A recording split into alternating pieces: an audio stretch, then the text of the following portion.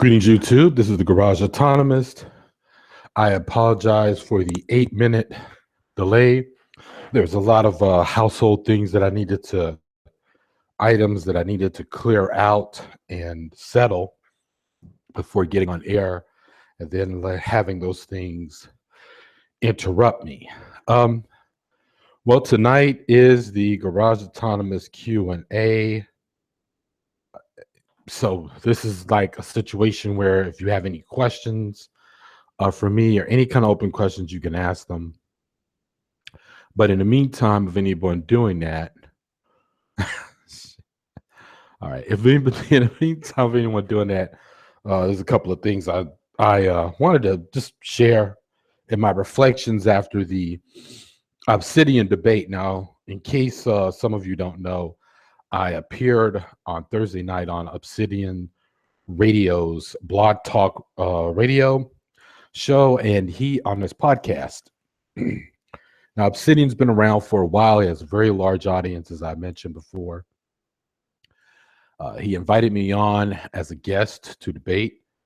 And actually, it was a really good night. I felt that the conversation was very productive. I know that both of us did not go into this thing thinking we were going to somehow change each other's minds. But like in most situations in debates, if there's things that you feel that your opponent believes in is, a fallacy or whatever, then you challenge each other on those items and things. Now, when I went back and listened to the podcast of the debate with Obsidian on Thursday, I'd say that I took one L, and that was totally my fault. And I'll get to that later. And the other thing was me being befuddled or just kind of taken aback on the argument of dealing with dating politics or dating dating politics data. So let me explain the latter. We were talking about nice guys. It was really the only one list item that we were supposed to be talking about that we actually got around to.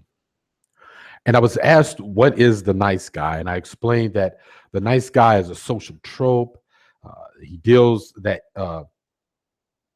and that deals with men when they feel that that if they behave a certain kind of way, such as patronizing to women, touting certain aspects of themselves, such as the most minimum of things, like they graduated high school, they graduated college, they have a job, they bathe, they don't live with their mothers, etc. Shit like that we should all shit that we should all be doing as adults, right? That they tout these things for the sole purpose of getting sexual favors from women. Women that they date or women that they admire from afar or up close or even as supposed friends. That this behavior of the nice guy, seeing women as vendor machines, and if you should keep plugging in quarters of niceness into them, they should be putting out. This behavior, besides the sociopathic part of it, is very much about entitlement. What makes it worse is that when rejection takes place and these guys blow up the way Kent TV does in his past videos, I'm sure that his behavior and on his channel and in his videos and shit, he displays this towards women that he's dated. I just feel it in my bones that that's the case with this guy. And then he wants to wonder why girls won't give him his number. It's like, what the hell? Then you have this imagined feeling of and that these guys are beleaguered in some way. Often these feelings are self-induced so that they can in some way justify whatever hostile action that they might take in extreme cases, or when they take to social media to justify their self-imposed separation from women, which is ironic because really they are doing these women a huge favor, the entire gender a huge favor. And I see that, okay, hold on, I've got visitors now. This was, I'm going to go ahead and give the Cure a wrench. Hold on here. Yeah, there we go. There you go, curious. And let me just read off to what's happening in the chat room because I can see that there aren't any questions for me just yet. So Curious says Vuk and I are listening to the debate tonight. Oh, the podcast. We are cutting up the clips to do a discussion on. Cool. And Monkey Bars. Hey, Homo, you took many L's. Why don't you answer Obsidian's question? What? Okay. All right, Monkey. I'll get to that in a second. Curious is asking for a wrench. That is all the manosphere cares about, their relation to women in regards to sex. Exactly. Uh, she was laughing at the bathing part. Uh, your tyrannical rule will oppress us all. Curious. Many women do not like nice guys. Here we go with that lie. They don't like fake. Okay, hey Vuk, what's going on? Happy to see you. All right, so all right, Monkey. Let's. I'm gonna actually entertain you tonight and talk and answer to something that you said. You asked me, why don't I answer Obsidian's question? What question did I not answer? So you're gonna have to tell us. You were about to send. I tell you what, curious. Let's not send him packing just yet. I'm gonna give him a chance that Monkey tells me what is it that Obsidian asked me that I didn't answer, and I want him to tell the instance article. Okay, well, I didn't read the instance article, Monkey, and I was not compelled to do so even after that night. I was just as I was just explaining, I was taken aback at his comparison to something that's an actual real social issue, the nice guy syndrome, versus this made up nice girl syndrome. Because here's where his comparison went weak. And again, because I was sitting here at first going, is there a nice girl syndrome? Let me see if that actually exists. The Essence article, if you're referring to the article, I didn't read it, Monkey. I still haven't. I might. But here's the thing about the Essence article. I think that Obsidian said it was based on dating websites, based on a dating websites. Hey, Elm City, what's up? Thank you, Elm City. Thank you. I think it's based on a dating websites data. I mean, that was what I said earlier, Monkey. That the if you're talking about a bunch of women who are looking for men to be tall, dark, handsome, rich, and educated, well, these are women who are actually in the dating market. Everyone who's in the dating market, and I shouldn't say everyone. Let me take that back. I think the dating websites, most of them, I think there's a particular kind of person or just certain demographic of people who are going to be superficial one way or the other. So I mean, them looking for things like the women looking for tall, dark, handsome, and educated and rich, and then the men looking for big boobs and a big ass or whatever, and for her to look really pretty. I mean, I think those are the types of people that typically go to dating websites. I know that I'm wrong. I know that I'm generalizing, but my point here is that when you're having at least that group of people and they're being sampled for a study, yeah, I think that you're going to kind of get that. You're going to get people looking for these sort of, how should I say, high school. Nope, not true. What is nope and what is not true, Monkey? There is a difference between preference and entitlement. Thank you, Curious. And that's the thing that I couldn't place at the time of the discussion. I knew that there was something off in his argument.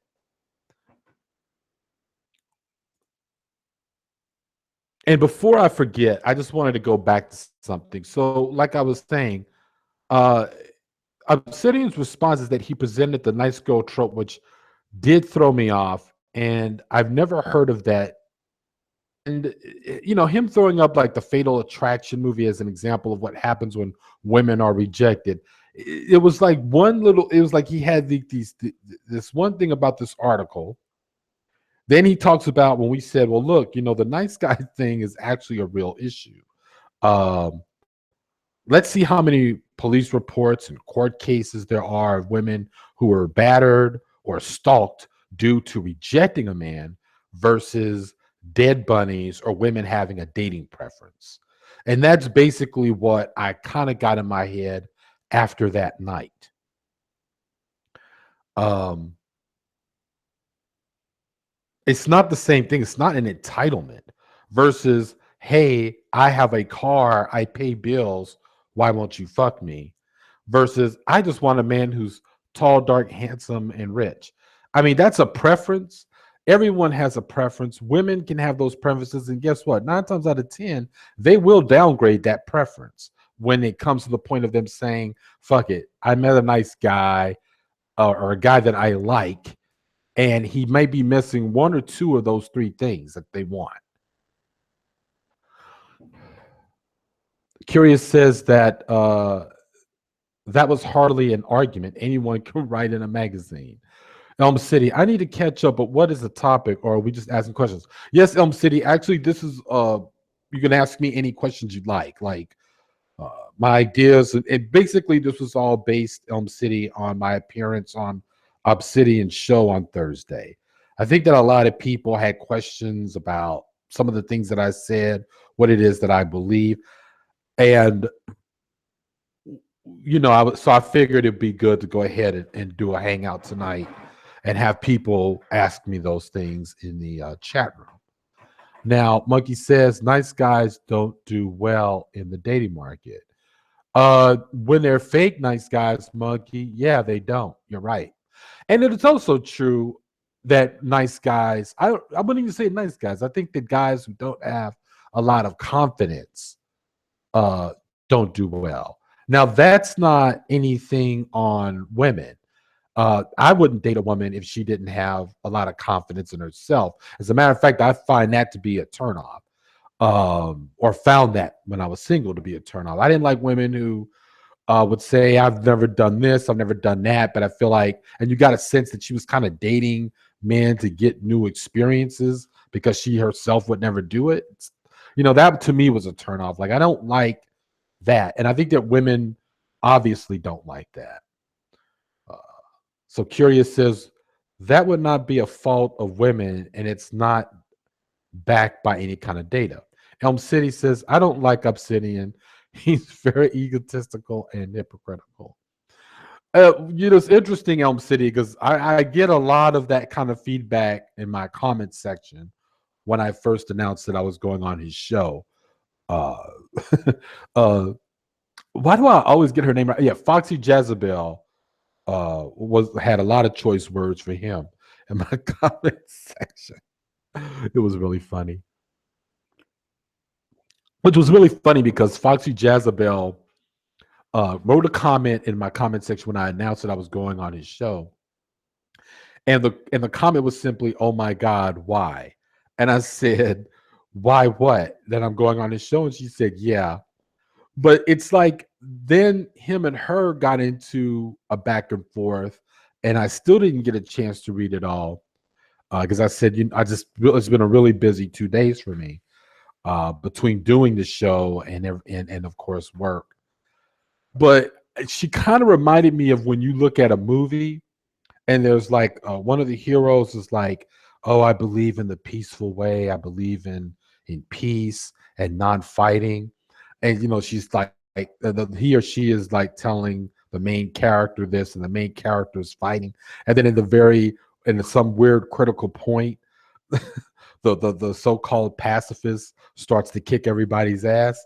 That's kind of like what Foxy Jezebel did. I mean, she did. She gave him that word in the comments section, and it was very interesting. She wanted to know why I was going on his show to debate him, and then she turned around and just went in on him. Um, Elm City says he feels women should bend to his will. He feels only men should have standards exactly, and he is also He's also a crispy dick sucker. Um, well, it's funny. I didn't know that he. I mean, I'm assuming that if anything, Tommy is a competitor of his because he seems to have a pretty sizable audience, and he seems to do exactly what Tommy does. He has the YouTube channel. He's got Blog Talk. I mean, Tommy doesn't really have Blog Talk. Tommy went straight to his own website for a while with his own live broadcasts. Uh, so I mean, but I can see them both being that they both kind of do the same things, but then different. I think that he's definitely more of a real MRA. Uh, he certainly uses more of those talking points, but they're definitely an MRA, black MRA perspective. Now, Monkey has come back and he says he may be a Tommy Dick sucker, but he is on point when it comes to dating. There's a bias against men.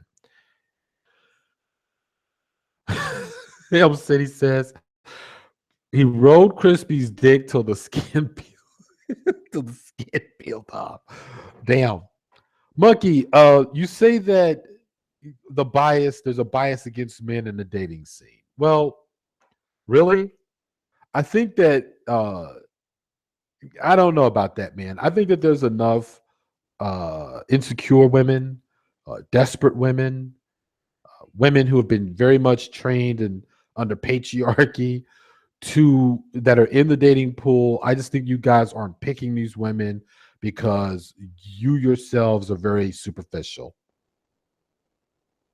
Uh, Elm City says I disagree with that monkey handlebars.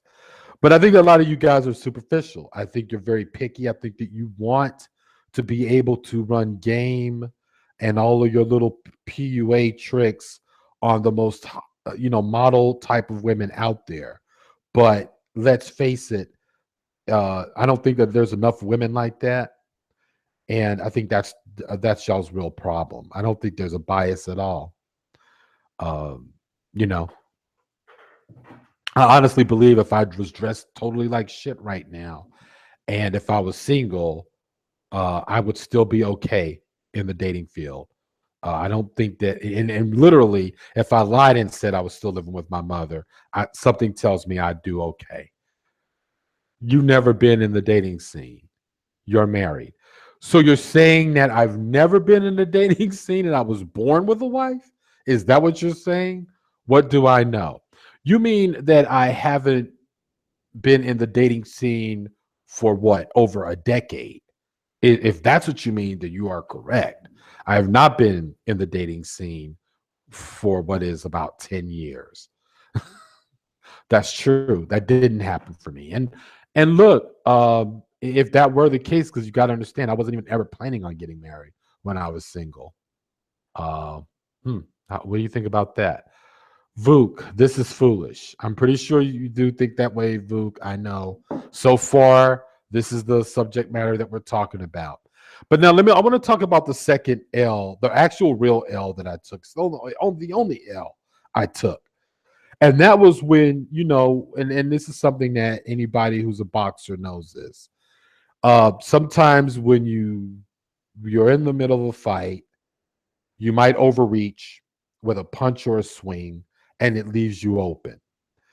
I did that when I told Obsidian that evolution psychology is not a real no. When I told him that evolution psychology was rejected among the community of psychologists, that it wasn't a real form of psychology. Now, that really wasn't true. Even in the back of my mind, I knew I fucked up when I said that. It is real. The problem is that it's hotly debated amongst people in the psychology field, the psychological field, because mainly whatever there is to be said or found in evolution psychology, it just simply doesn't apply anymore because it doesn't have to. And the reason why it doesn't have to is because we're not the same as when we were in the caveman days. And a lot of psychologists, especially ones dealing with um, sociopathic behavior, narcissism, and things like this, they can definitely see how some people,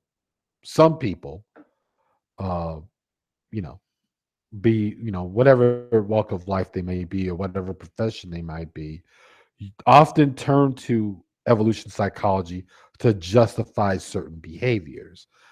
Now, we know that cave people, most likely rape was a constant daily occurrence in those days. We are a socialized, you know, people now. So that should not be happening at all. That's the reason why rape is not acceptable. We know that going after 13-year-old women or girls, rather, who have just come to, puberty or whatever, that while they have the ability to have children, it is not right or justifiable to have sex with them if you are an older male. Uh, Again, this was going on all the time in the earlier days of human society. Again, that doesn't need to happen. So I did fuck up with that. I made a generalized statement and I left myself out in the open when I did that. So, uh, you know, I'm officially now going on and saying that that's probably the only time I really feel like I fucked up.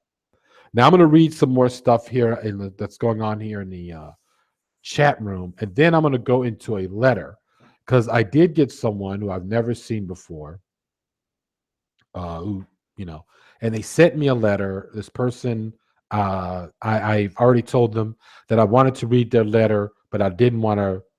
I'm not going to see their name. So let me just go into the chat. Monkey Handlebar says dating in this generation is much more different than it was a generation ago. Elm City says, as a female, I could say a lot of black males are picky.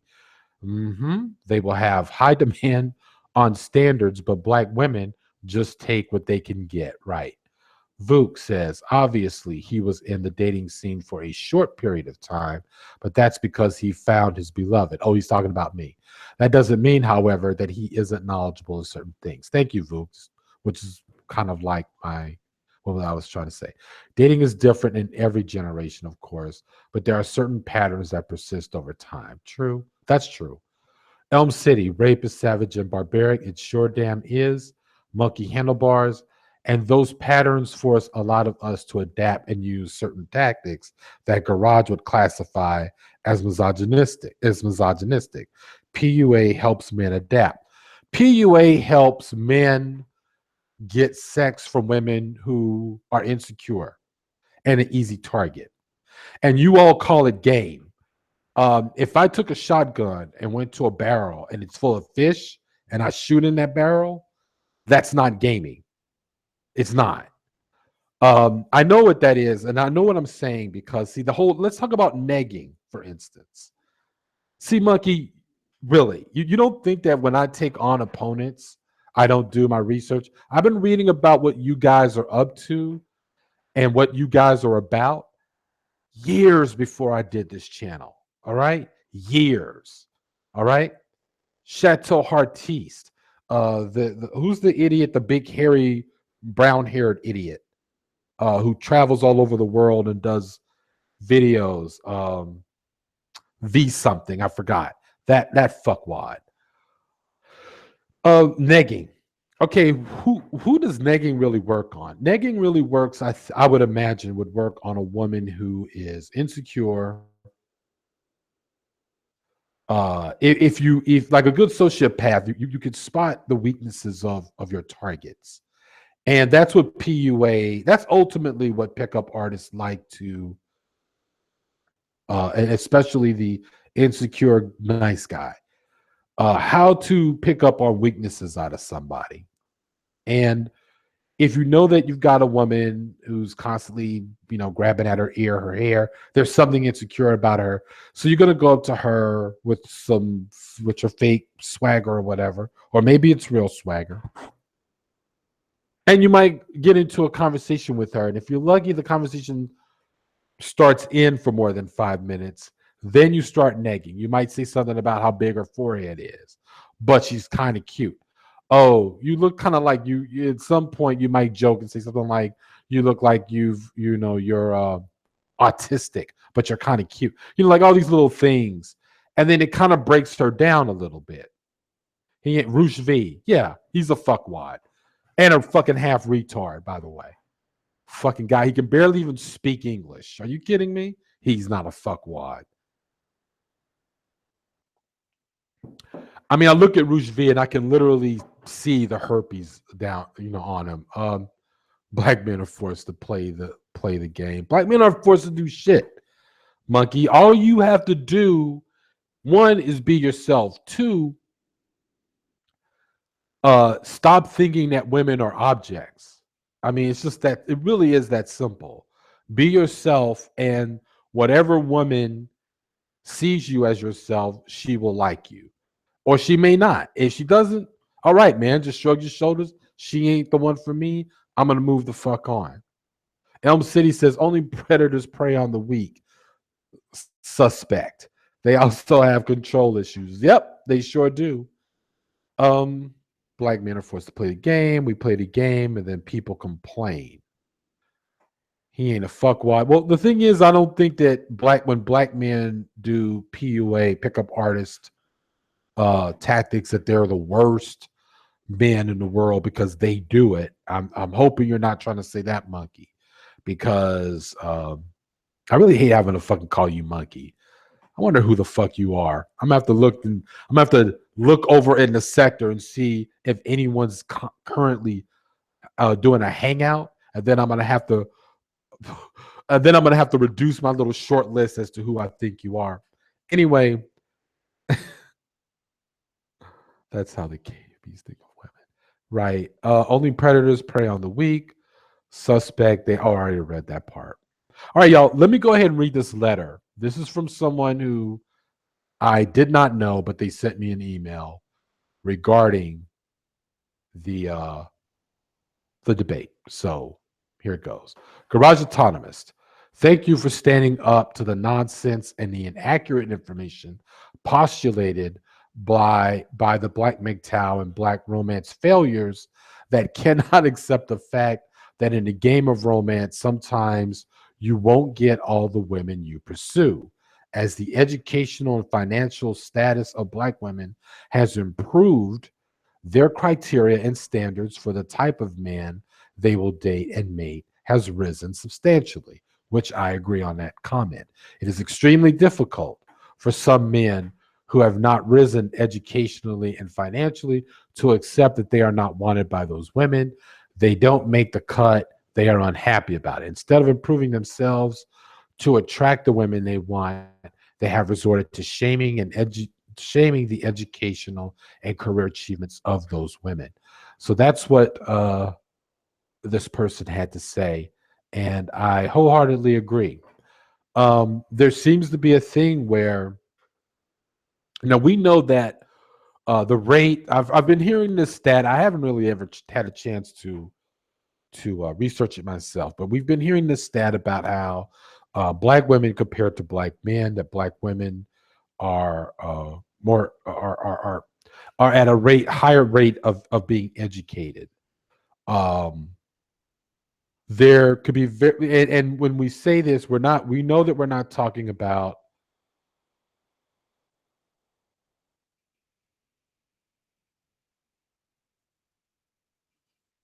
Okay, all right. I'm going to read the new comments in this section, but let me just finish what I'm about to say.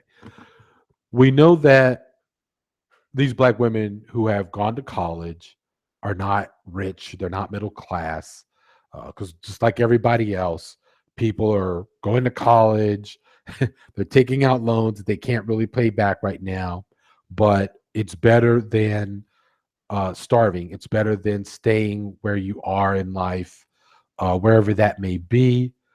Granted, college can't always save you, but there we are. So Black women are at a higher rate than Black men in college, and therefore educated. Nothing is stopping black men from doing the same thing. That's number one. Number two, once black women do go to college, and this is for anybody. And again, I really make it hate to see that we're the only ones going through this shit because that was something that I was saying in a couple of autonomous lounges a couple of weeks back about other people's problems. Because believe me, the Latino man and the Latino woman, they're having this conversation too right now. It's just that maybe it's black people kind of publicize their shit a lot more. But anyway, uh, black. What was? Oh, yeah, right. So the thing is that when you go to college and your mind is expanded a little bit, you're learning to do new things. Now and if you happen to be still single, it's true. You are going to be looking for someone else who can have the same kind of conversations as you. Now, uh, hold on. All right, hold on, guys. I really hate to do this. I have to go and answer a door. I have to go ahead and answer my door.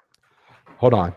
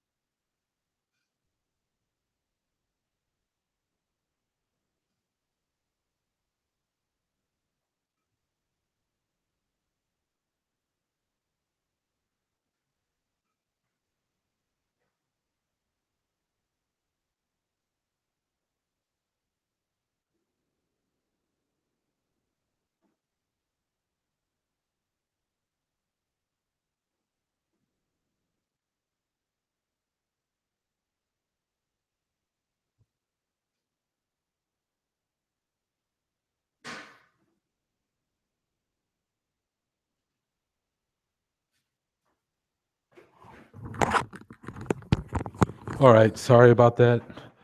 All right, so all right, so that's all I had to say. Really, is I mean, at least on this subject, the thing is that when people are getting an education, they want to be able to go back home or to go to somebody and be able to have those same kinds of conversations. If they're again, when their mind is expanded, their experiences are expanded. It's just like when some people who are well traveled, dating somebody who hasn't been well traveled, it might be an unfair comparison because not everybody has the money to do it. But then again, there are ways of traveling on a shoestring budget.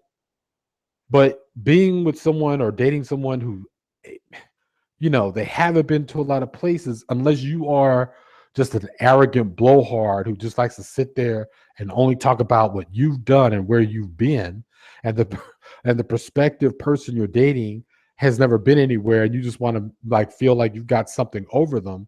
That's usually the only reason, whenever that happens. All right, so that's all I got to say about that. I'm going to go back to the chat. uh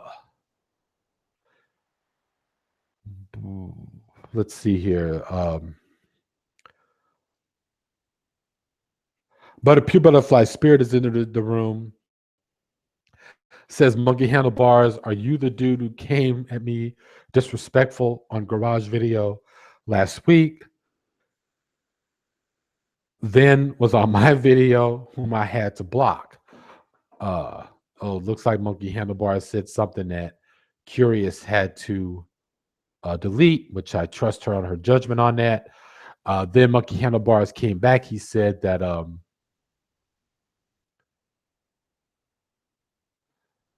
black men are doing the same thing. I don't know what he means by that. Elm City says that she'd sub to Pure Butterfly Spirit. That's cool, Elm City. You should do that.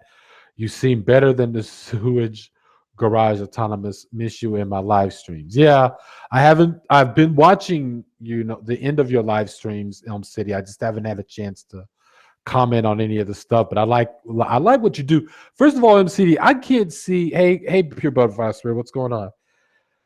Elm City, I don't even see how you do it. How do you get your thoughts together and say good, like actual cool shit, and it sounds like you're actually, with the, you're actually able to articulate and say these great things and play video games at the same time. I couldn't concentrate like that. As smart as some people perceive me to be, when it comes to doing something like that, I honestly, if I were playing, if I was playing video games, especially one person shooters, and me really then at the same time, like, yes, anyway, the way the black community was underdeveloped by capitalism, and this, like, I couldn't do that. I couldn't do that. So that's cool. I think that's really cool that I couldn't do that. I would have to either play the game or talk. I couldn't do both like that. Monkey Handlebar says women run game as much as men, but we get criticized for doing the same thing. Okay, now, Monkey, what is the game that women run? That's what I'd like to know. Billions of dollars are spent on books teaching women how to find Mr. Right. Well, okay. And I mean, that's what they do. That's all. I mean, that's not really running game on men. That's really women. That's really, first of all, that's women trying to make money off of other women to do something that, in my opinion, I don't know, man. This is the two. One thing I have to say though. If it's really hard, women out there are having a hard time trying to find men or get married or whatever. I think that the one thing I would say is that men definitely are more leery about getting married. Uh, there are good reasons why they're leery about it or weary about it. And then there's bad reasons. I'm not going to focus on the bad part because that kind of goes right back into what we're already talking about. I think that both men and women, I think of the newer generation or whatever, I think are starting to rethink about marriage because a lot of them come from divorced homes themselves. They're seeing the kinds of fights and arguments that their own parents have had. Uh, Sometimes, the marriages end in such a way people wind up fucking broke. Like there's all kinds of shit going on. I want to do the next food for thought. I had this idea of something called love under capitalism, or I wanted to call it love capitalism style, but that last title sucked. It was supposed to be a play on the title of an old TV show called Love American Style. I don't know. Some of y'all are too young to remember. Pure Butterfly Spirit, not trying to be a diss, but Pure Butterfly Spirit, I'm pretty sure remembers that show. Uh, for those of us who are older, it's just, but it's basically about how relationships have in a lot of ways where both men and women are commodified and love is commodified in a way. So I was going to talk about that probably for the next food for thought. If curious is game to talk about that as a subject matter. Curious says no, it's telling women how they can best please men. See, that's what I saw those books being like. They aren't teaching women how to pimp men out to their friends. Are you kidding? Monkey Handlebar says, I would like to post a link, but I can't do it. Women do pimp out men. Women are taught to date up. That's not really pimping. Oh, yeah, me and Eva squashed beef. We are good now. Love for sale. Women are taught to be hypergamous. Well, I'm glad you brought up hypergamy, Monkey. I'm going to run something by you and tell me if this sounds right. Now, if you go back and there's a book called Evolution of Women, written by, you know what? I'll put the title in the low bar of this, or Women's Evolution, sorry. And it actually talks about how early human societies, i.e., Africa, went from being matriarchal societies to patriarchy, to patriarchal societies. And tell me if this doesn't sound familiar, or if this doesn't sound right. Oh shit. Okay, I'm gonna have to look for that link some other time. Tell me if this doesn't sound right. When the system of the dowry came up, what was the system of the dowry? It was about being able to buy a man, or in other words, the first patriarch of a woman. It was being able to buy from the father of a woman, the woman. In other words, you buy your bride. In early societies, there were cows, land, that kind of thing. Now, if you got women raised under this kind of system of bartering in order for there to be, reproduction and that kind of thing, um, and this was now under patriarchy, I believe that this is where hypergamy began, because what you're talking about is women understanding that their value as wives and mothers to be is based on a man's wealth or what he has in order to buy her. So if you now, a couple of million years later, you've got a situation where women are, on their own, are saying, I need to marry up. I need to.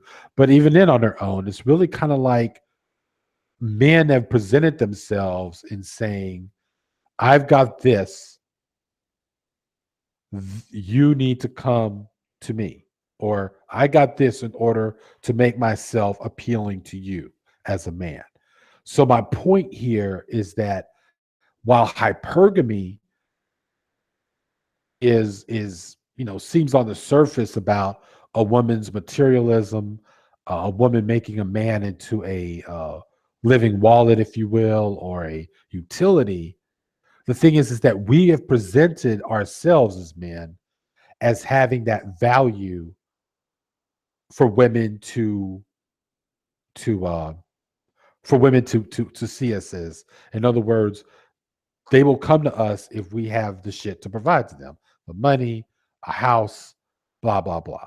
So if they're hypergamous, it's because we've created a culture and society where women are raised to feel that their only way of making it in the world is through men. Now, of course, thank you know thank thanking feminism, they're saying no, we should be able to do these things on our own. If we want a house, we should be able to get a house.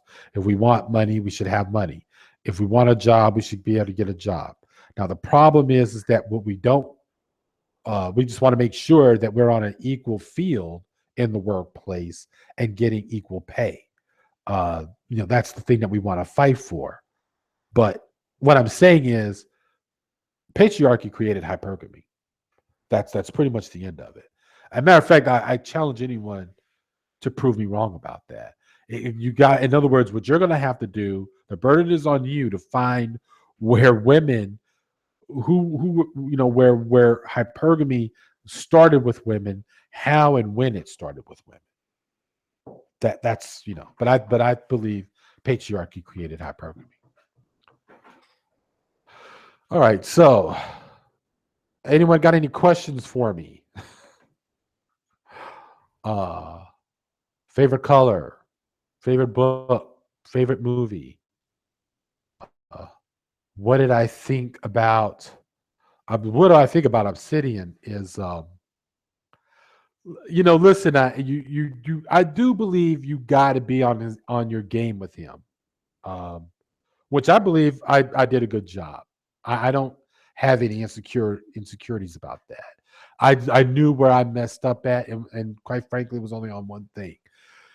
He got me, again, he brought up, maybe, dating politics, threw me kind of for a loop because I don't really see that as really a real social or social justice issue, really. But You know. Um, oh, this is so cool. Curious and pure butterfly spirit are cool. Pure pure butterfly spirit says, I love the way YouTube males characterize all women.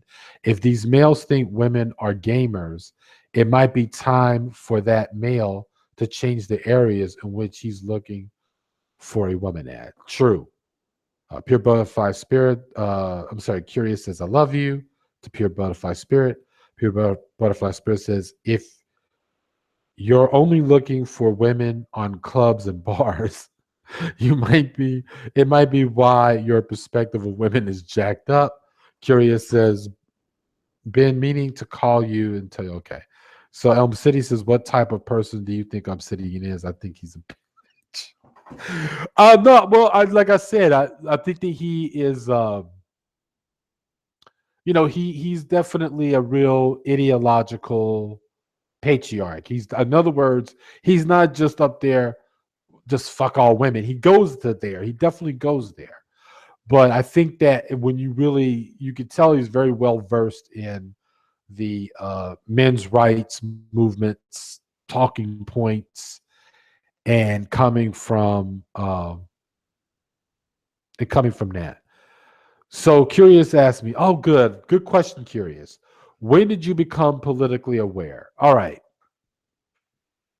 So that's the question for Elm City. My answer is that the only thing that I think about him is that he's definitely a dyed in the wool MRA. I know that he's written. I was pretty much coached by Foxy Jezebel and Donnie Boom a couple of days before the debate, where they were telling me all the things to look Obsidian up, and that's what I did.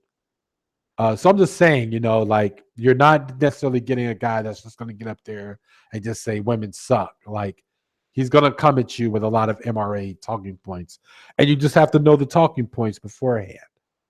So now, curious, here's my answer to your question. When did I become politically aware?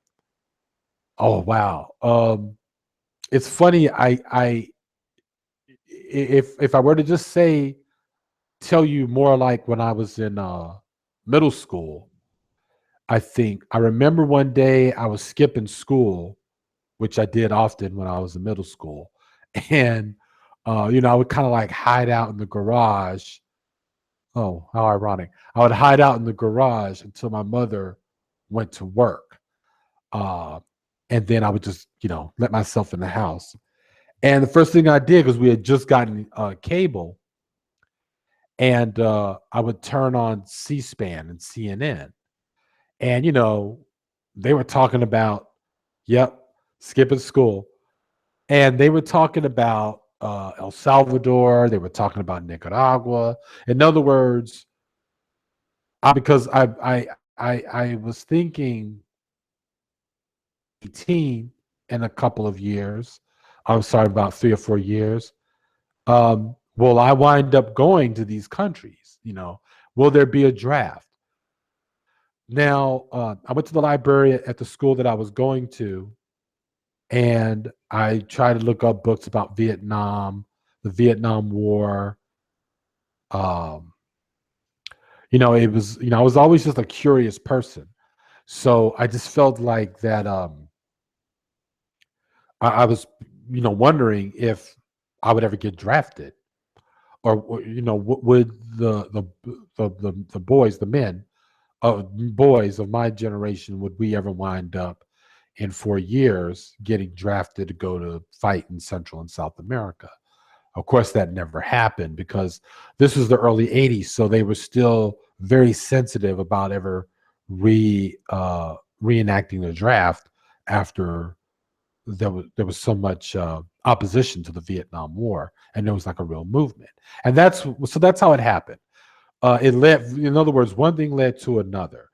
I was asking this question about would we wind up being drafted? Would there be another Vietnam, so to speak? And in asking myself that question, I did research about the Vietnam War. And in that research, I began to read about the political movement that was against the Vietnam War, and how huge it was. And it it was it was consisting of so many young people who didn't want to go and fight, number one, and they did it on the basis that this was a war that was just was unjustified. So I was just learning everything else, like how strongly influencing the communist organizations were here in the United States. And then from there, I began to learn about the Black Panther Party. And then I began to learn about what the government did in reaction to the left, the American left, or what was called the New Left at the time.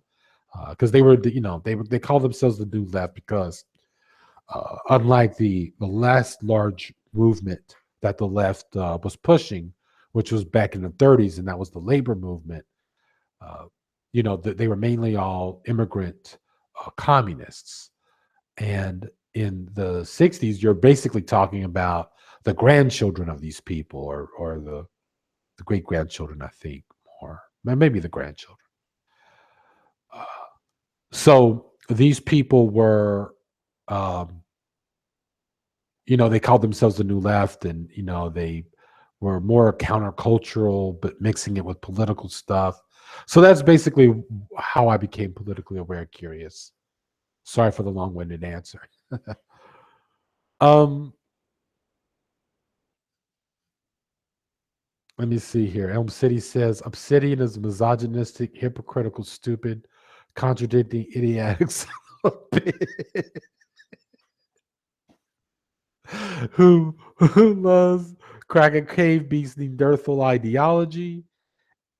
And I said that nicely. Oh man, that was funny, Elm City. She says that violence is the answer. Sometimes it keeps motherfucker in line. Curious says, when did you become aware of sexism, racism, and/or classism? Okay, I'm gonna have to go in order, in your order. When did I become aware of sexism? Uh, when did I become aware of sexism? I think I became aware of sexism by looking at my own behavior when I was younger. Uh, I didn't piece together, as Madhead would like to think. I did not piece together sexism based on what I saw my mother experiencing. I just kind of thought, uh, or the women in my neighborhood experiencing. So I didn't see them going through anything. I didn't look at it like that until way later. But in terms of the way I treated girls and women when I was younger and how the way I thought of them, that's where I became aware of sexism, because I was like, wow, I'm a piece of shit, basically. Um, and that's when that's when it started. Now, I didn't become an actual, person who uh, began to align with feminist framework until way a little bit later than that, and that was around in my mid 20s. I remember when I first bought uh, my first Bell Hooks book. I remember throwing the thing against the wall a couple of times, but after a year later, I began to really see what she was saying and agreeing with most of what she was saying. And then I actually started reading Andrea Dworkin's stuff, and I, I have to say, I was finding it harder and harder to disagree with what most feminists were saying. So from there, that's where I was aware of sexism. Now, racism, of course, I was aware of since I was born, really. I think it's almost impossible for Black people to not be aware of racism, even though I've had a fairly huge amount of, I guess, my experience in the educational system was completely opposite from what I would imagine my mother went through. I didn't have a white person saying that I could never be anything because I'm a nigger, like what happened to Malcolm X. What happened with me was that it was a complete opposite. I had very I guess, supportive, mostly white educators. But the problem is that when I got older and kind of looking back, I some of the things that they did was very was I feel just as bad as being called niggers. In other words, it was basically a form of patronizing me. Oh, you're so exceptionally smart and this, that, and the other, but treating me like a lab rat almost was what I had a problem with. Um, so I think it's weird. I became more aware of racism through good, well-meaning liberals before I became aware of racism, say, through anyone calling me a nigger out the car, which again, I've never experienced that. Matter of fact, I've never dealt with real full out white supremacists face to face until I started going to anti-Klan rallies and hanging around the anti-racist skinheads. These of course are skinheads who are the majority of them are white, but usually just thugs, really, who like to go and beat up on racist skinheads. And I used to hang with them for a little bit and then stop because really those people were kind of stupid. And I was starting to get stupid just like them. Let me see. Let's see. Okay, next question. Well, it's her same question. She says, "When did I become aware of classism?" As soon as I started working, curious. I my first job I got, or the first job I ever had, was when I became a cook, and I was 17. Now, I didn't immediately start quoting Karl Marx around that time, but I was certainly reading him more, trying to read him at the time. I still couldn't get around.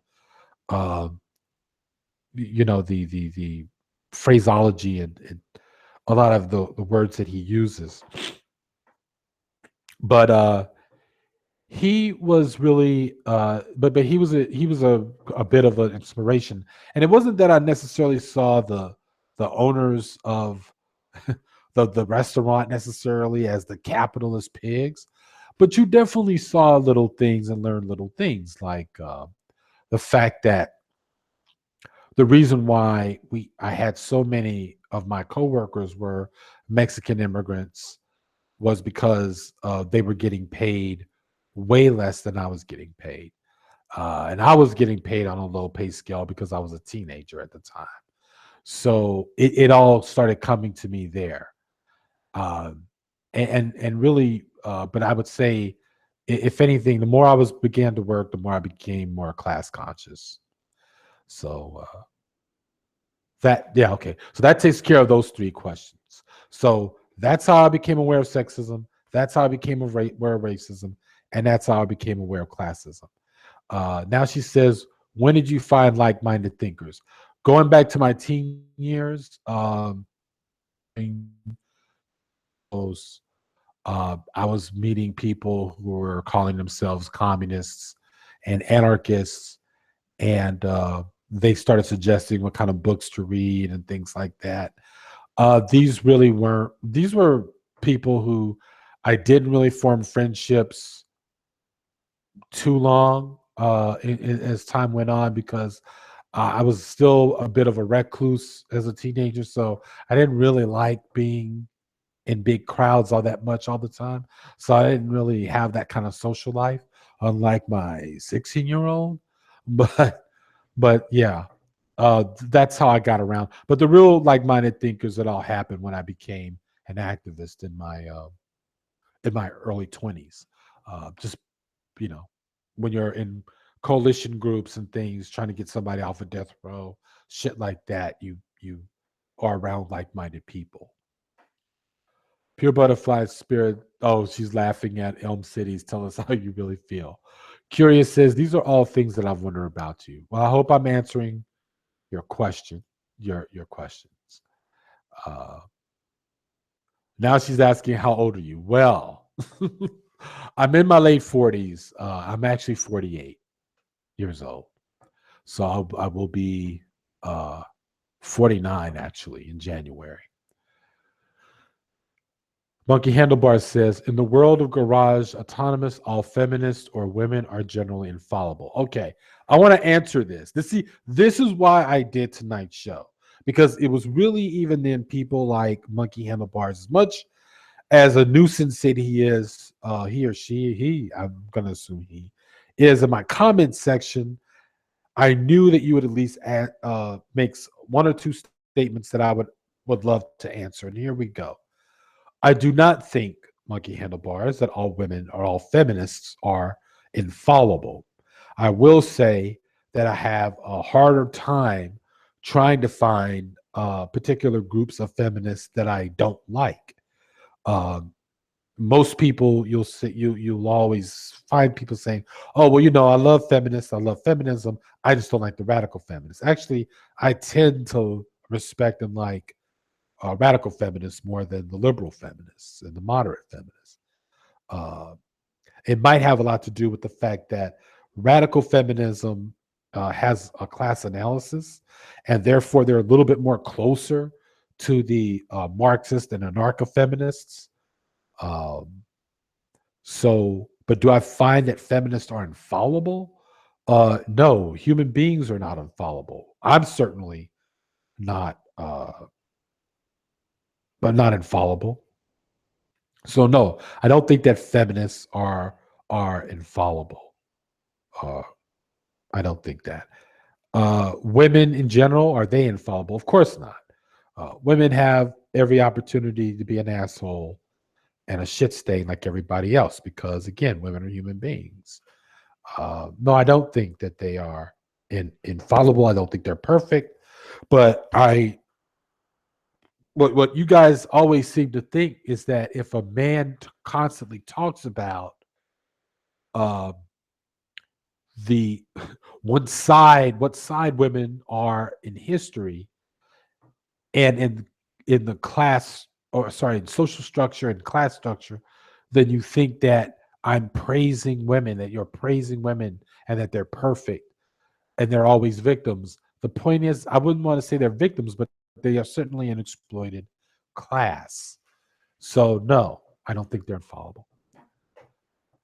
Luke says, I don't think he thinks of women as being that. However, I think that he tries to treat them as equals in the sense that they are also human and aren't meant to just play a reproductive role. Exactly, Luke.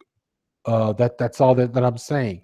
And to do that and to be that way does not mean that I think that women are infallible and that they're perfect and they're always victims and blah blah blah.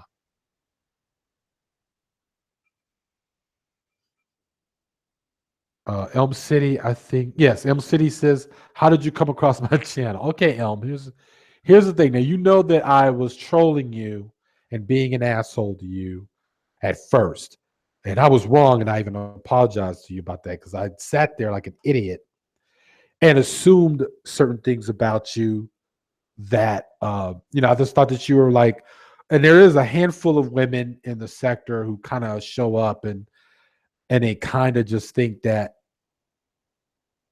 you know what? Actually, I can't really remember what it was, and it didn't matter because it's not justifiable. The point is when Chris had you on, and I was like, holy shit, she's and I'm not saying I'm surprised that you were intelligent. It's like, oh shit, she's not who I thought she was. She's not this sector troll. Um, she's pretty intelligent. So then I said, okay, I'm gonna go to her channel. I'm not pretty intelligent. You are intelligent. I went to your channel and I said, okay, shit, she's got a whole bunch of shit going on here. And I saw the very first video, and it was like a pro-black video, and you were dealing with historical stuff. And it's like, all right, cool. And I like her, and I like her channel. So since from then, that's when I went ahead and I apologized to you, and that's how I came across your channel. Curious, have you always felt comfortable going against the grain? No. Especially when I was an activist and I was surrounded by lots of black nationalist men who said lots of sexist shit. And but I was working with these men. So it wasn't something where I was gonna walk away. And at the same time, I got increasingly uncomfortable about about being silent with some of the shit that they said. So when I finally did express some of the things that they were saying, and really there was a whole bunch of other issues I had too. Um, it was a good thing and it was a bad thing. It was a good thing in that it was the first time I felt that I could actually speak face to face with a lot of with a lot of homophobic and sexist men who who was just very comfortable in thinking that they could say anything they want around anybody just because you're another straight man, and that's what kind of gave me a lot of confidence to be able to speak out. So no, I didn't always feel comfortable about going against the grain. It is hard, and I don't ever put people down for not finding the confidence to do it. Our society has gotten to the point where if you don't conform and think like everybody else, you're a piece of shit, and that's how we treat people. you know, and so it can be really hard to break yourself out of that. Let's see. Yet you can't get enough of garage at monkey bars.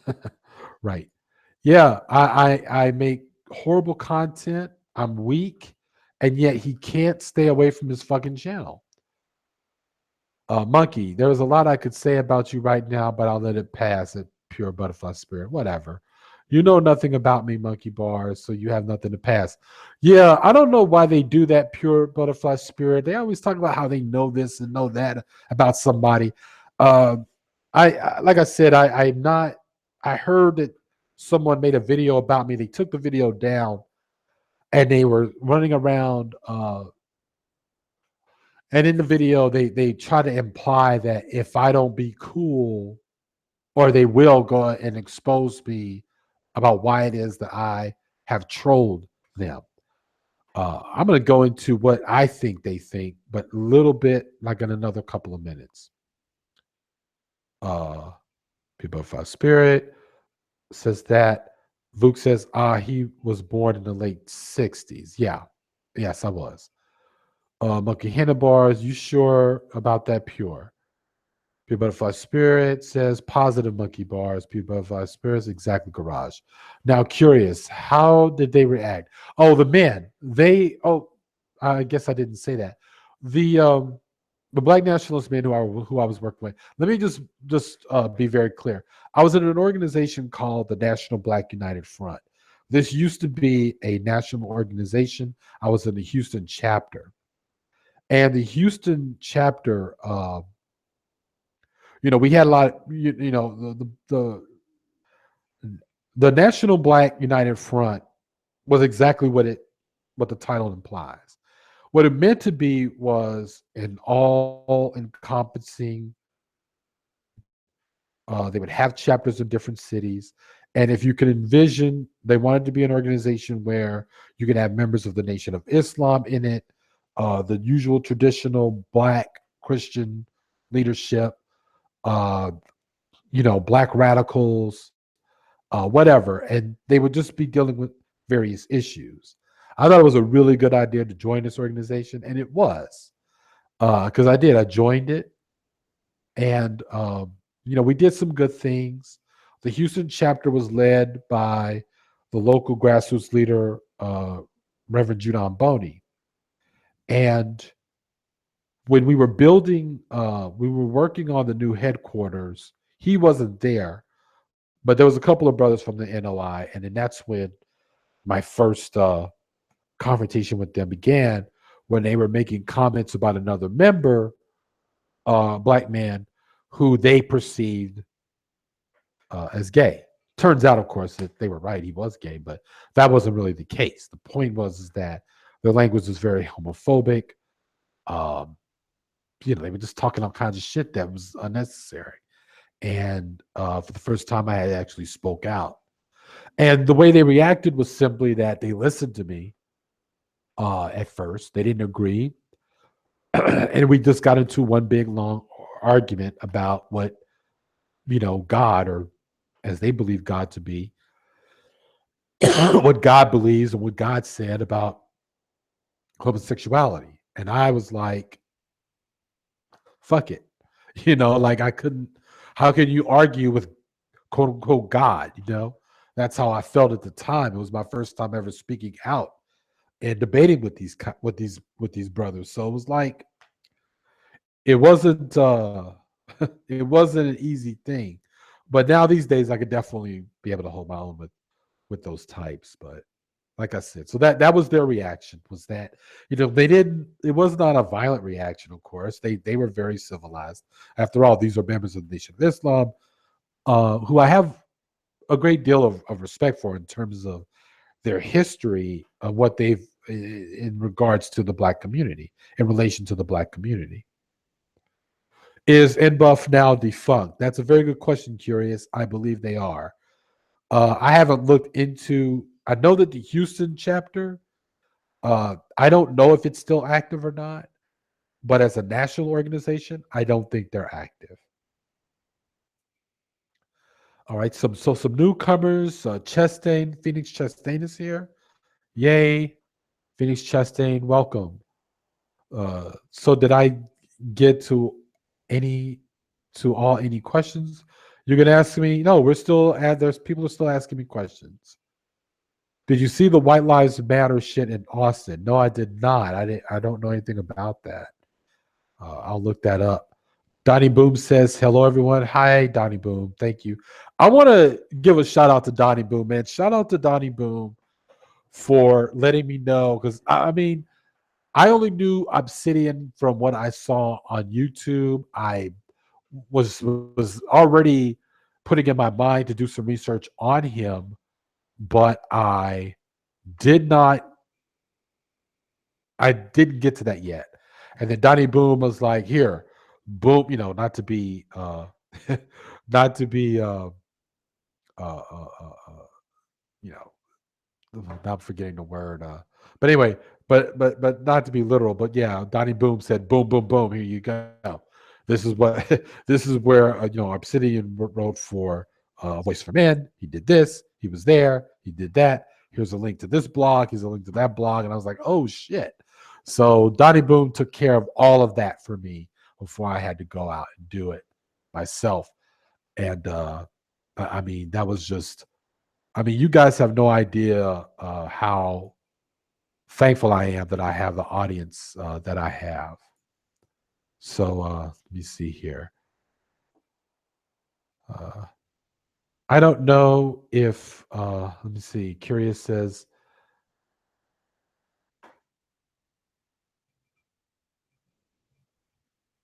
what makes you different from other, oh, okay. Donnie Boom asks, what makes you different from other pro-blacks on YouTube? I think I would say that the difference between me and them is most pro-blacks, as I see them, are coming from a mismatch really of what I call cultural nationalists. Because I don't say black nationalists.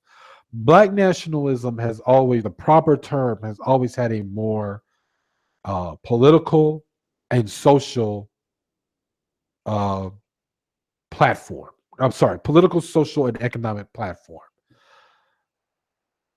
And so they are, of course, pro-black. The cultural nationalists strictly are culture with a huge amount of religion and a lot of, I hate to say it, but made up weird shit. And I just can't, I couldn't, and so that's the difference. I think that I am definitely about my people, but I have a very strict political and economic uh, viewpoint of where we should go. So in other words, I support black love. Of course I do, and I do. I support it. Obviously, I'm not in a situation where I can totally go and promote it all the time or whatever and be about that. But you know what I'm saying. I support that. I definitely don't have a problem with African pride and being proud of our African roots. But for the most part, I look at our need for liberation on a more scientific or a social scientific basis with a deep class analysis. So that's my difference. That's how I'm different from the other pro blacks. So let's see. Cool anime featuring Garage. Everybody's saying hello to each other. I don't know if you know this, but Curious was raised Christian. Okay. So was I. Phoenix Chastain, thank you, Garage. What makes you different? Okay, I answered that one.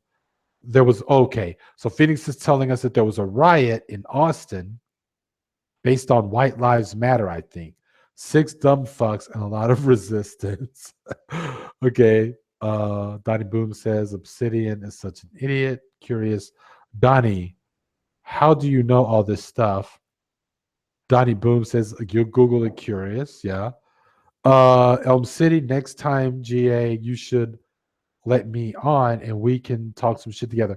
Definitely Elm City. I have a plan to have a couple of people on doing one more extra day or once a month to do a hangout from my channel directly. I want to have people like Foxy Jezebel on, and I want to have you on. Maybe not at the same time, but each like individual. We chop it up and just talk about whatever. So definitely Elm City.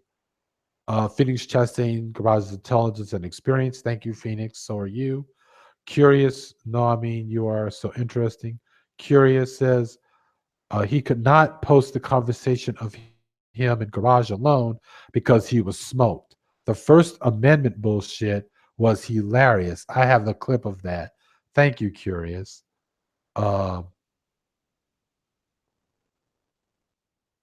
Where was I raised with religion? Yes, I was curious. Up until my great grandmother died. My mother was not a religious woman until way later. As it seems to be with a lot of people. They get sick.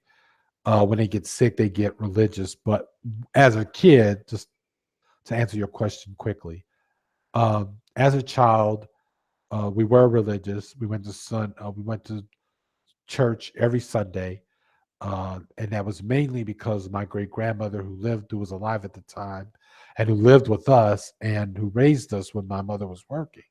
While my mother was working, she was the one that got us out to church. The church that we attended was Greg Tabernacle, which was a African Methodist church uh, in Kansas City, Missouri. Greg Tabernacle.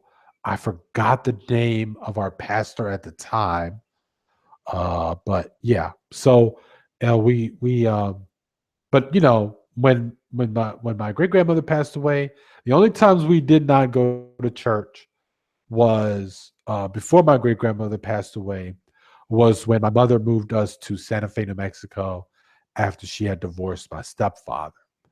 So we didn't have to go to church at all. My mother was like, fuck church. But it wasn't like she didn't believe in God. She wasn't an atheist, but she was just like, I don't see the point in going to church. Um, and then, when we reunited with my great grandmother, we went back to church. And then my great grandmother moved out. That's when we stopped because she moved to a retirement home. And then, she passed away. And so since then, we had never gone to church ever again. Now, my mother, in her later years, when she got sick, uh, that was with diabetes. She got religious again. So that's to answer your question. Garage, do you sense a united revolution coming? I do believe, Phoenix, that there will be a united revolution. We need one, as I'm sensing from your question. You agree with that? Where we just say, and the thing that we often make mistakes with on things like this is making already the assumption that one group has to get rid of their identity in order to be with the other groups of people, which is bullshit. Um, we have got to learn that there is not going to be a situation where we're throwing away our identities or our politics or even our initial our respective liberation movements in order to hook up and link up with a mass movement. I do believe it's going to happen. I do believe that it's going to most likely of down so badly that we have no other choice. But yes, I do believe that there's going to be a united revolution, and I believe it will win, and I believe that we will be successful. I again use the Occupy movement as a barometer of letting us know that we're getting close to wanting something like this, wanting something like that. Sorry. Let's see. Curious said, did you judge people in interracial relationships before you were in one? The only people who I judged in interracial relationships, and I will stand on this forever and ever, are the ones who are completely clueless about the politics around them. In other words, if you're getting with Becky or Biff and they don't give a shit about your people, then ultimately they don't really give a shit about you. And if they're sitting around going, I don't know why you're upset about the police killing this guy and that guy, or why you're talking all this black stuff, like, those are the people I got a problem with. And it's not a rarity to find a non black person who's very much in tune with the politics of people of color, as long as they're not weird about it. Like you got like you're talking about a non-black person who's wandering around with dashikis on and their head is all wrapped up like uh, they're trying to be something that they're not. Uh, they're not, I don't have a problem with that. So no, I those are the only ones that I judge. And even it's not about judging, I just precaution those kinds of relationships. Uh, Phoenix says historically the USA is in the first stage of it. I'm a history nerd. Interesting, Chastain.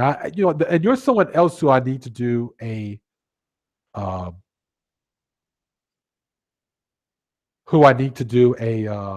a hangout with, so we can definitely talk about stuff like this. Because I would really love to know why you say that. If you could, or do a video.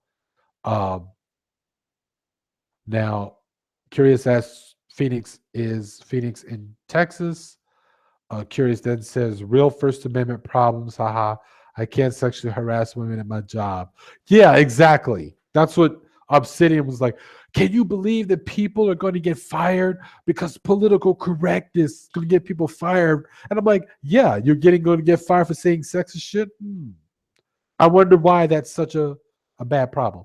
Thanks, GA. Heads up. I'm goofy, so jokes will be present. I'm good with goofy. I'm good with goofy Elm City.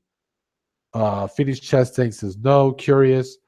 Do you see any good in being raised in Christianity? I don't see any bad in it. I don't see anything bad in being raised in Christianity. I don't see anything uh, I don't see anything bad about it. I think that the only thing that makes a religion bad is when it teaches hate. Curious says, I've been angry about being raised in Christianity. It depends. I mean, if it's been harmful for you, then I understand you're very justified in being angry. Elm City says, anyway, GA, I'm off of this. Good and chilled show. I will always be by the support. Thank you so much, Elm City. Thank you. Red Coon Rifle asks, any thoughts on the skeptic feminist? Huh. Here's my take on the skeptic feminists, because I kind of like them. I first of all, I found them instantly interesting because if anyone's not aware, skeptic feminists is another are a group of YouTubers, and if I'm not mistaken, they're all married. It's one guy who calls himself the Russian Deadpool, and there's another woman. It's funny because he seems to have more of a presence to where I can remember his name, but I can't remember the other two women's name. Usually, when they get on camera, they're usually dressed up in their cosplay stuff. One person is usually dressed as Harley Quinn, and the other one is usually dressed as Poison Ivy. I don't know why they don't like Marvel characters, except for Russian Deadpool, of course, is the only Marvel person who represents as a Marvel person. Um,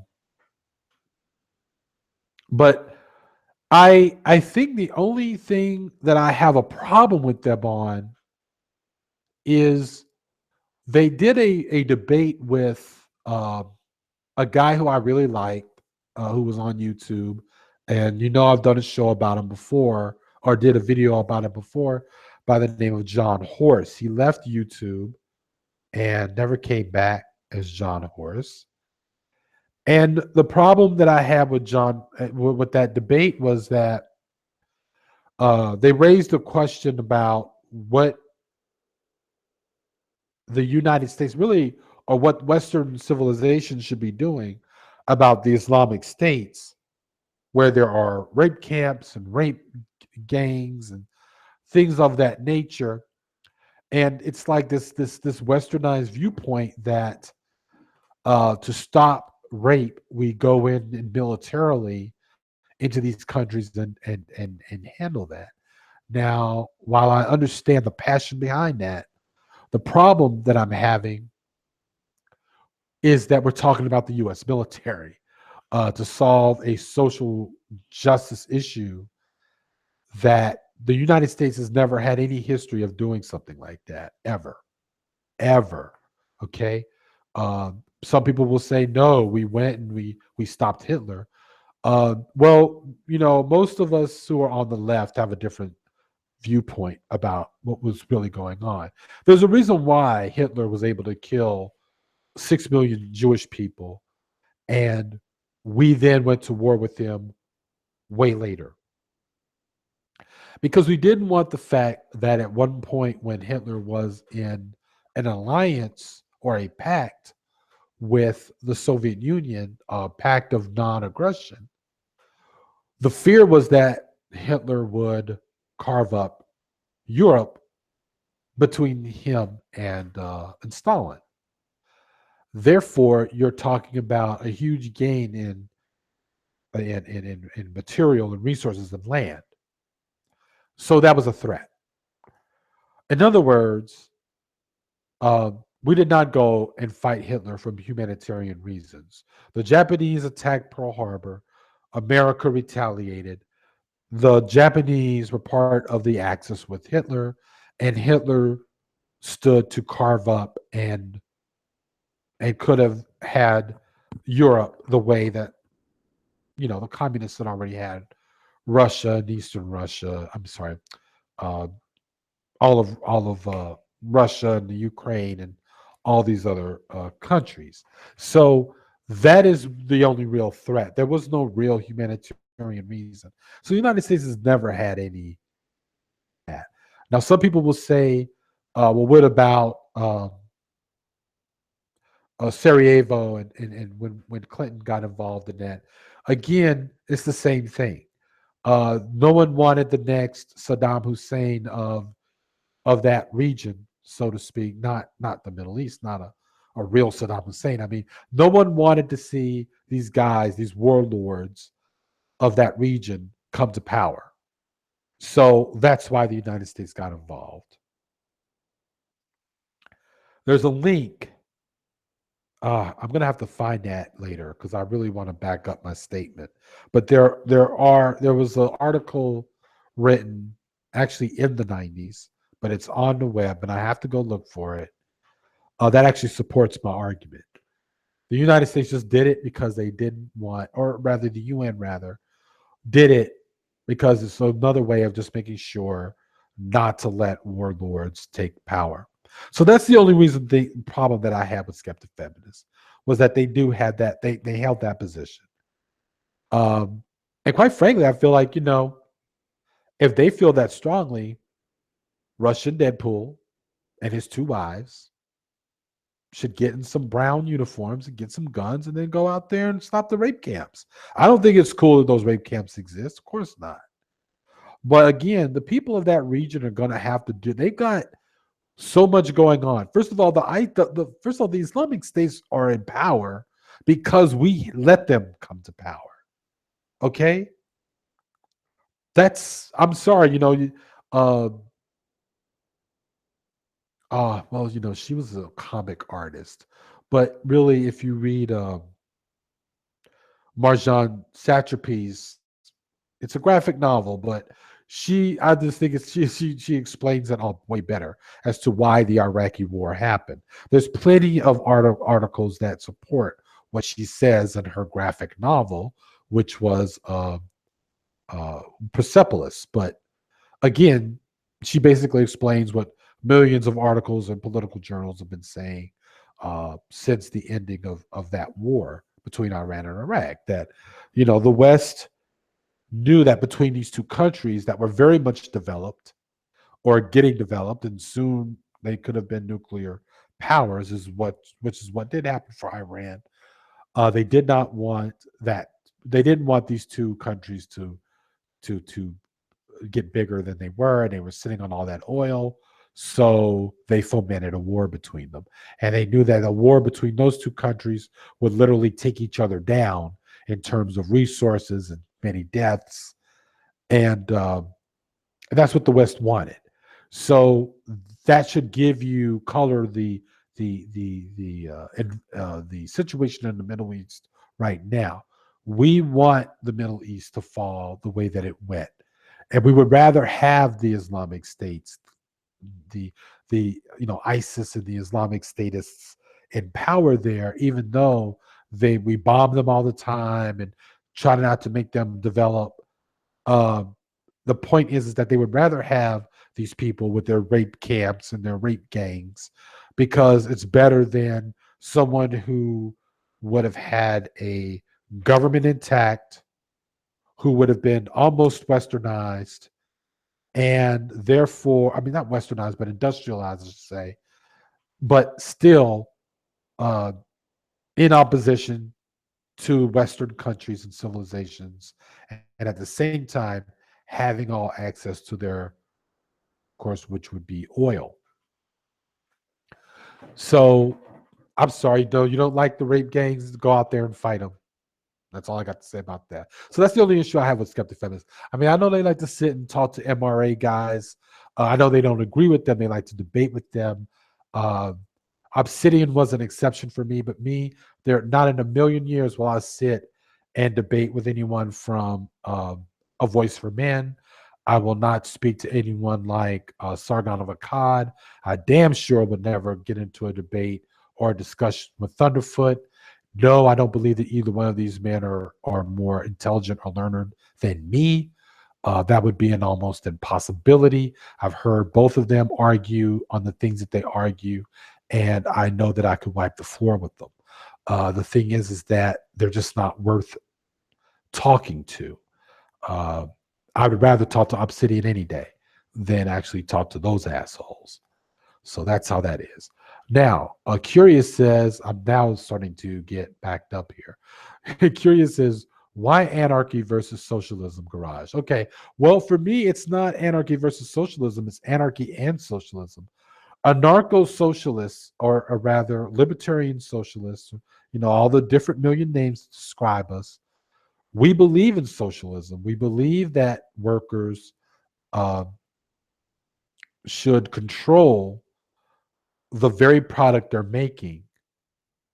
We believe in socialized everything. We just don't believe in government to do that. We don't believe that it's necessary. We do believe that people can govern themselves in a very large, collective, communal way. Um, are there industrialized versions of that right now? No. So I can't point to you in examples. Let me just put it this way. That's what we envision, and that's what we want to fight for. Phoenix Chastain says, that's right, Garage. Curious says, Phoenix, are you a feminist? What are your political views, Vuk? I'd say more anarchism versus Marxism than anarchy versus socialism, Curious. The idea of anarchism inherently rails against class society because it's against hierarchy. Um, hmm, I don't know. Chastain says we see eye to eye. GA, guess we do. Curious at Vuk, thank you for learning me. Vuk, thus it is an actual conception. It's actually socialistic. That's very true. True. Vuk, my issue with anarchism is that it's based on an idealistic approach to building socialism. Actually, um, let's see here. Damn it! Why isn't my scroll not working the way it should?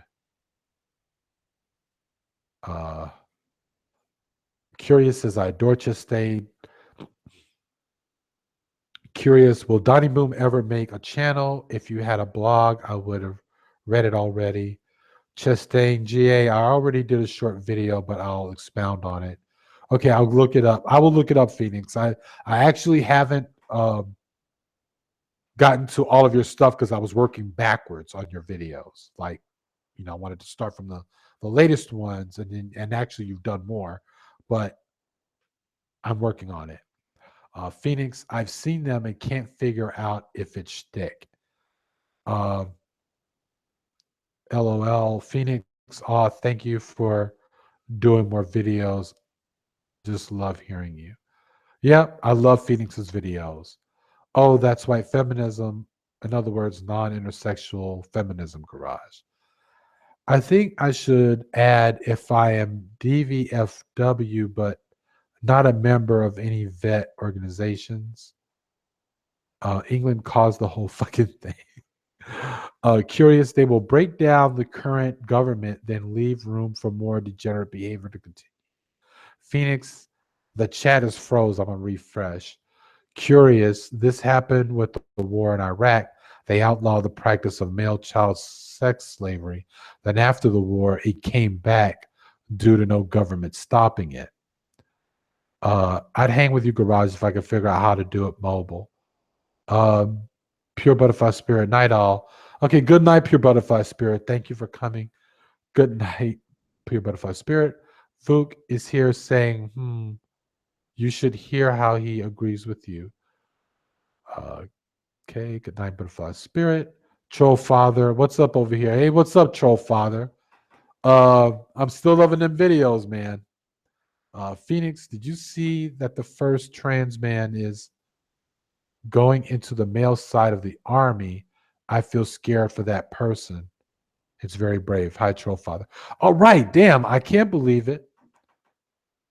I've actually caught up. Now, Curious asks me,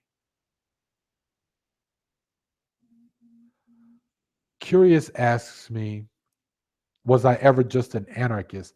Yeah, when I was a teenager. Curious. And that was around the time when I didn't do any reading on anarchism. In other words, I was basically going on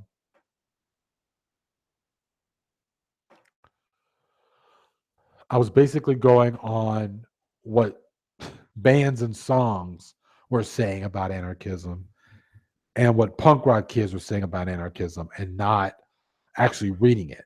So I didn't seriously do real serious reading of anarchism until my post, say, black nationalist years. So we're talking my early 20s.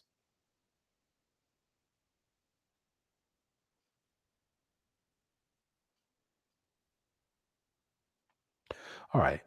So it is now 117. I put in the section I was going to end this chat at 1:30, and I'm going to go ahead and keep to that because I got a shitload of activities to do with the kid in the morning, the youngest one. She's got as always, the rule is can't turn TV on Sunday mornings until the fucking homework is done. And when she does homework, I do homework. Uh, Phoenix says, GA, any thoughts on Standing Rock? Hey, hey, you've been watching it. You know what, Phoenix? I feel bad for saying this, but I have not been paying attention because sort of the elections and my writing around the elections and my reading about the elections was wasted in that. Now that the bullshit is over with and I've had my say about the elections, I'm going to cast my attention back on Standing Rock. But if you, but just for the record, if anyone doesn't know, I am full support of No Dapple. I am full support of the people of all the nations, the First Nations who are there fighting, and I'm full support of all the people who are going out there to support the movement. Um, I got a friend of ours, a friend of my wife and I's, who was out and Occupy with us back in the day.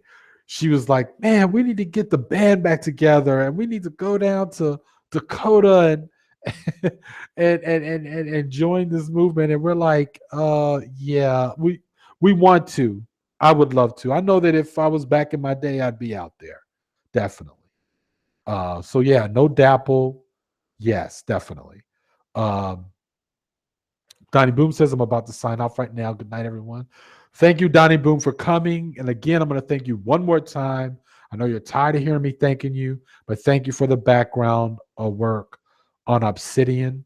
It was greatly appreciated. Because, like I said, I was between deciding that I was going to show up and then regular life shit. I did not get a chance to get to doing any research on him. And then it was just not a pure coincidence. You came through. Phoenix Chest Day. Neil Young was under Jackson Brown. What do you mean by under? Under there? Uh, Neil Young and Jackson Brown. Were they there? You mean they went to North Dakota together? Are they at Standing Rock? I don't know. Um, I don't. It's hard for me to like Jackson Brown anymore. I used to love his music, um, but upon finding out about him being a batterer when he was with Daryl Hannah, um, it's I don't know. Sometimes I could separate the truth from the artists, in terms of their behavior, but there's some things I can't tolerate. It seems that you went through a slow motion version of what I went through, saying that to Garage. Okay. Garage, how did you know Vuk and I had attraction to each other? Neither one of us knew. Oh man, I don't know. Curious. I think it just comes out of just being around and reading people. I just kind of knew.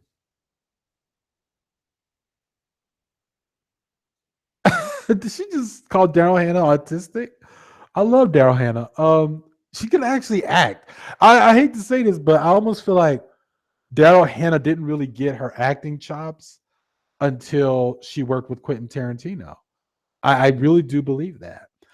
Because yeah, she was hard to look at when I was a kid when she was in Splash and stuff because she was just such a bad actress. I just really couldn't believe she could act for shit.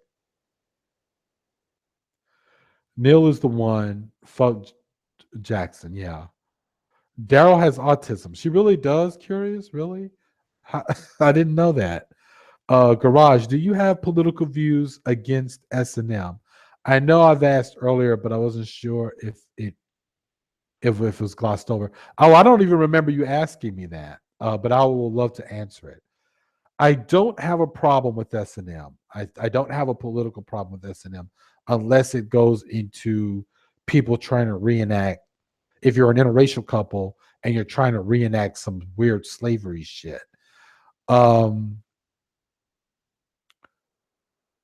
It's a good question to ask because I'm saying that I'm against violence against women. I'm really against violence against anybody and everybody between each other. As much bullshit as I talk every now and then, talking about, shooting people and things like that, when I say this to the many alt rightists on YouTube and shit like that, I really don't believe in violence between each, people. And but at the same time, I feel like S&M is a different animal because it is sexual play. I don't have a problem with sexual play. I don't. It's. I know it's one of these things where I'm probably going to contradict myself, but honestly, I don't. I don't see it as abusive or reenacting actual abuse.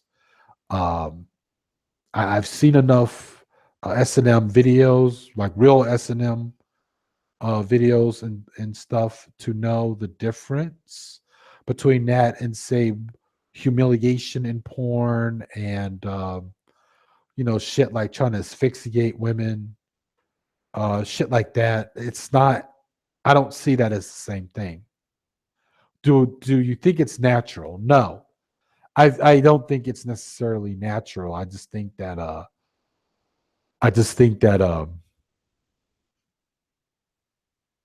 I don't think that S&M is necessarily natural any more than people liking any more than people who are what do you call them, autoerotics. That's not natural, but I don't think it's bad. So I don't know. I'm lenient on the idea of S&M. I don't have a problem with it. Curious says, you knew he liked me or the other way around? I think I knew that y'all liked each other. I was so whatever about him. Are you sure you know you're typing this in public now? He now understands Bill Cosby. All right, that's what did it. Well, okay, good. So do I. It's HFA. 50 Shades of Grey. Well, 50 Shades of Grey. Most people who are into S&M curious thought 50 Shades of Grey was bullshit. And I didn't read the book, but I saw enough YouTube videos where people who are into S&M um, wrote essays about and read their essays. There's a woman by the name of Extremely Boring. I think she's still around, and I think she has a video where she talks about 50 Shades of Grey and where it was bullshit. Um, But anyway, Phoenix says S&M is a personal choice, but I don't personally get it, and I totally understand. I mean, like me, I don't practice it. I don't think I can ever really get down into all of that, but I don't politically have a problem with it. Oh, Chris has shown up. Vuk, I'm not even going to read your fucking comment. Curious, do you think, man? Curious says, do you think men who enjoy being dominated do so because they feel guilty about sexism? It could be, but I don't think so. Red Coon Rifle. Why does the internet create some of the best criminologists, biologists, and X? I don't know what X is. Dunning style. That's a good question. I don't know. I think if you're one of these people who like to research everything, I think that I would make a very good detective. I'm not gonna. I hate to tell people this story, but I'm gonna tell you right now. The internet, I think, person who likes to sit, especially if you probably have a Asperger's or autism. I think, like most hackers do. I mean, I think that if you have that thing in you to want to research and learn as much as you can about people, I've had people, two different women who came to me wanting to find their um, their deadbeat husbands, and I found them. One of them I did it for free because she was a very good friend, and the other person came to me as a suggestion from the other woman, and I got paid. Another woman wanted me to see if I could trace her husband's online activity, but he was such an idiot that he made it very easy to do it. So I do think that the internet does. I don't know if you were being sarcastic, red rifle, but I think that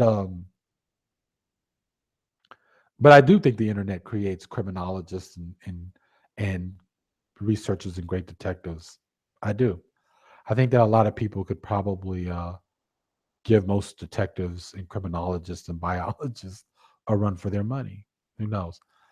Curious says the woman left him in the end is what someone told me. I did not watch though 50 Shades. Curious says if S&M isn't natural, then what is natural sex? What kind? The kind that is strictly to reproduce? Of course not. Uh, Sex is a very natural thing.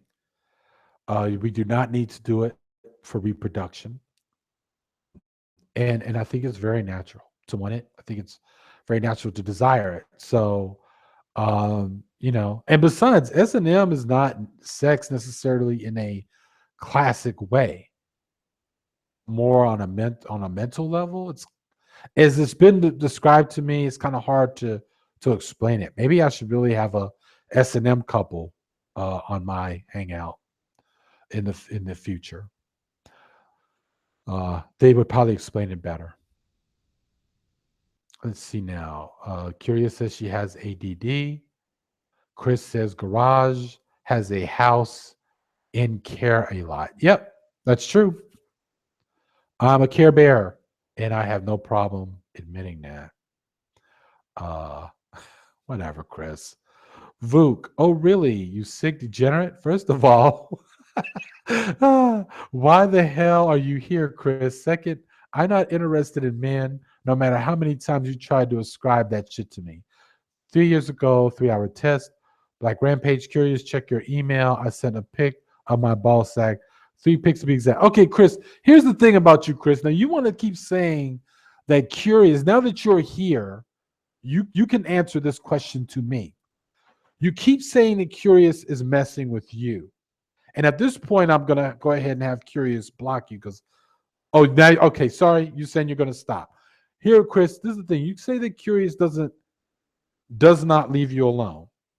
But yet, I see all the time in your videos, you say, I'm not even going to refer to the name you call her.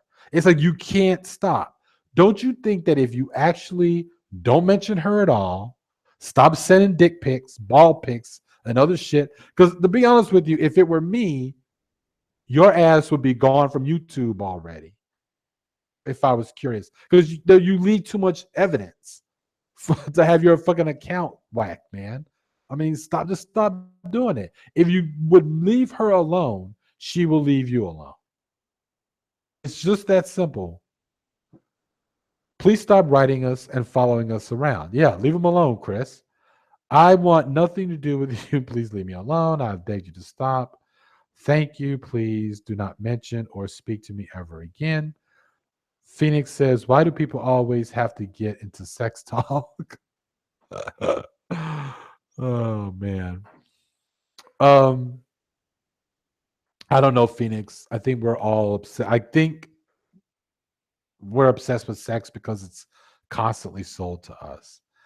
All right, y'all. On that note, I want to thank everyone for showing up. This has been the most exciting night, the most exciting hangout that I've had on this channel. Um, the other ones in the past were just simply me talking to myself. So it was really good. I think that the AMAs are great. The link. You little burger. I had no idea. You should have said so in the chat. Well, yeah. I sent you the link only as a backup, or in case you ever just got, or in case if this got really disastrous. Man, I would have asked you so many questions. Oh, I get it. Live. Asking tons of questions. Okay, well, you can go to sleep. Don't worry. I just wanted to say hi, and I really loved your answers. I was really enjoying that. Thank you. I was actually starting to get really dry in the mouth and everything, talking. Now, Chris says, Garage, come on my show. I'd like to threaten you with physical violence. Yeah, and you'll get threatened right back. There's no way, Chris. You're too little. Really. More like promised. What? More like promise. Oh, oh fuck him. He's just trying to get attention. All right, Phoenix. Yeah, good night, Phoenix. Except Chris. Good night, everybody. I want to thank you all for showing up, even Chris. And I will be doing this again, most certainly. I'm trying to set up a hangout with uh, Foxy Jezebel, where we're going to be doing more of a, I guess, social justice conversation with pop culture, Ooh, geek culture, because she did a excellent video that I want to mirror. I'm gonna mirror it. I think she wants me to, or she wants. ooh. Where she actually talks about uh, why am I Cersei Lannister, and calls her the patriarchal princess, and she explains why she calls her the patriarchal princess. Excellent video. So if you're familiar with um, Game of Thrones and everything. Um, and if you're not, you just do your homework by watching the HBO show or just downloading it illegally. Go ahead and do that, and then check it out. And probably Monday or Tuesday, I'll upload the mirror. All right, everybody. Thank you so much for showing up. Thank you, Phoenix. Thank you, uh, Vuk. Thank you, Elm City, who was here earlier. I just want to thank everybody for making this conversation great. And y'all asked me some excellent questions. Making YouTube great again. Bye. Thank you, Curious. Thank you.